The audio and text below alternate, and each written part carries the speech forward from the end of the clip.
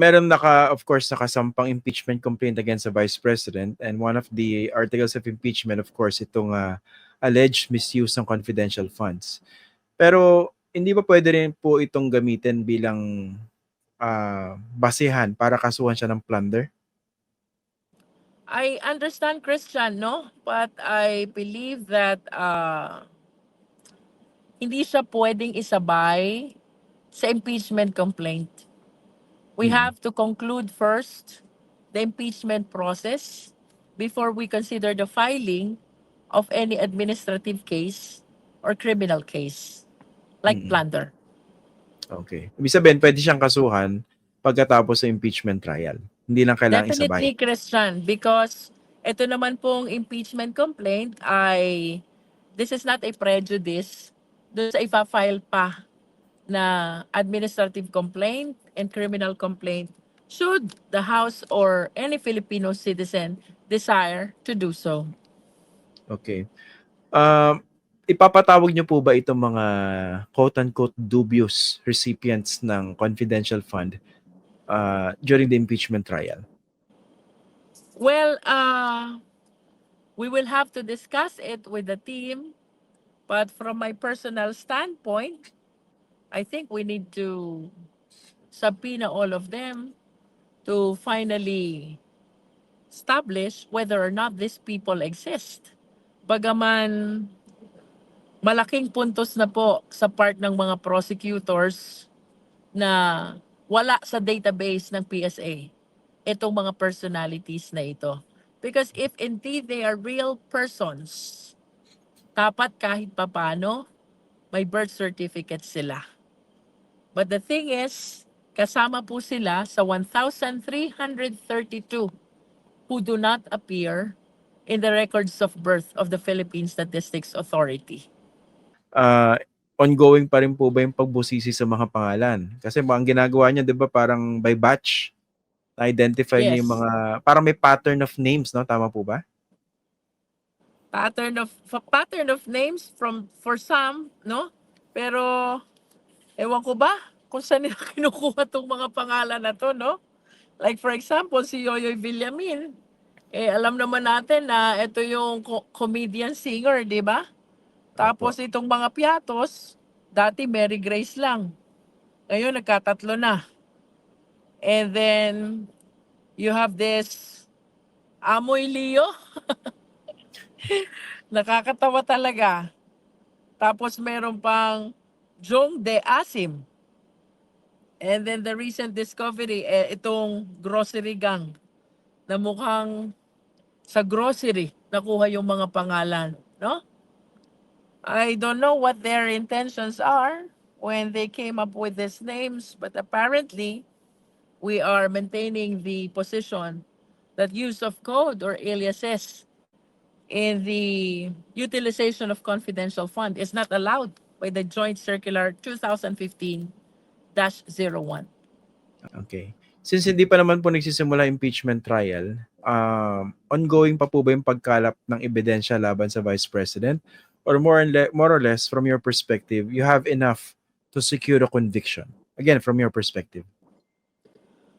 From my perspective, Christian, with all due respect, no? Kung hindi sila maghahain ng evidence to counter the evidence of the prosecutors, I humbly submit na these are sufficient to call for a conviction in the impeachment process, no? Kaya lang, we wish to give them the benefit of the doubt because if you will recall, during the investigation by the Good Government Committee, walang active participation ang ating Vice Presidente. They did not even present any defense. And that is why we look forward also na they fully participate in the hearing of the impeachment complaint for the Filipino people to see kung ano ba talaga nangyari sa utilization ng confidential fund, not only of the OVP, but also of the Department of Education. Pero sa ngayon, meron pa pong pumapasok na mga ebidensya to support the articles of impeachment. Right now, Christian, naka-confine tayo doon sa voluminous records which we requested through subpoena duces tecum sa COA during the investigation of the Good Government Committee, no? Napakakapal nito, Christian, at we need to go over them one by one at ma-analyze din natin, just like the revelation of all these dubious names, no? And we will see kung meron pa tayong pwedeng maidagdag na evidence dito. Pagaman itong mga ebidensyang ito, including the arguments, no? And even the preparation, ay hindi na natin kayang ma-share in detail sa public. Of course, to make sure that we do not compromise the strength of our evidence and argument during the impeachment hearing. Okay. Kumusta naman po yung preparation ng House Prosecution Team given the fact na nagsimula na po yung campaign for local elections? I Well- suppose, pati kayo, di ba, binubulabog ko po namin kayo ngayong gabi. Nasa sasakyan kayo, no? So, very busy yung prosecution team for the campaign. Paano kayo nakakapaghanda for the This is impeachment trial? actually very challenging for all of us because most of us are opposed, no? Parang ang hindi lang opposed sa amin is si Chairman Acop, who else? Si Chairman Keith Flores, and I don't know, hindi yata mabigat ang laban ni Kong Noy Defensor, no? But the rest of us have significant opposition. Kaya very challenging talaga sa amin itong panahon na ito. Kasi parallel action kami. Parallel because nangangampanya at the same time, we are preparing for the impeachment hearing, no? What we do, meron kaming mga meetings na designed towards the preparation for impeachment hearing, no? Halos weekly nag-a-attend kami sa aming meeting to further our knowledge about the evidence and the argument that we will be using during the impeachment hearing, no? We have divided also ourselves, Christian, into the number of articles that we have. Bagaman we were assigned like two to three articles per prosecutor. Ako, I think I have 3 assignments, no? I could not remember the 2 other. Kasi ang focus ko nandito pa sa second impeachment complaint, no? Confidential second funds. article of impeachment, which is the misuse of confidential fund. But apparently, we are in full swing of our preparation. Pero syempre, kung sakali mang merong malasin sa re-election bid, maiiba yung composition ng di ba, ng prosecution I team po. understand, Christian.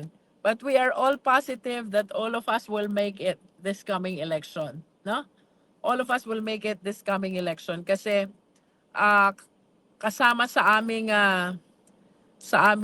ipinaglalaban ngayon ay hindi lang ang aming mga congressional bid, but our responsibility to be able to fulfill this duty as prosecutors in the impeachment process. Apo. Kunin ko na rin po yung opinion nyo dito, no? Kasi nakikita ko marami sa mga kababayan po natin yung nagko-komento kung ang dahilan ng mga senador daw ay hindi sila makapag-quorum dahil meron silang kani-kanilang pinagkakabalahan at yung iba tumatakbo for re-election. Pero nakakapag-hearing naman sila during the recess. In particular, si Senator Amy Marcos, nakapag-hearing siya at merong pagsusunod patungkol dun sa pagkaka-aresto kay dating Pangulong Rodrigo Duterte ng Interpol at nadala sa ICC. Ano pong tingin niya ron? Ayaw mag-impeachment trial during recess pero nakakapag-hearing naman po.